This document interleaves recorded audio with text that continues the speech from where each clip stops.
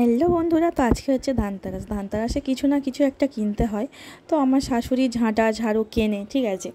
তো আমরা হচ্ছে গরিব মানুষ ভাই, সোনার উপর কেনার ক্ষমতাই নেই। আর এখন যা সোনার উপর দাম বেড়ে গেছে, কিনতেই পারবো না। একটা সোনার জিনিস কেনার মানে ইচ্ছা ছিল, তো যা দাম বেড়ে গেছে আর করলাম না, বাদ দাও। যদি কমে দেখা যাবে, নাহলে আর করবোই না। তো যাই হোক, চলো, আমরা প্রত্যেক বছর যেমন থালা বাসন কেনা হয়, তো সেটা কিনেছি। কিনে এখন আমার শাশুড়ি মাকে বাড়িতে এসে দেখাচ্ছি। তো চলো কি কি নিয়েছি দেখো।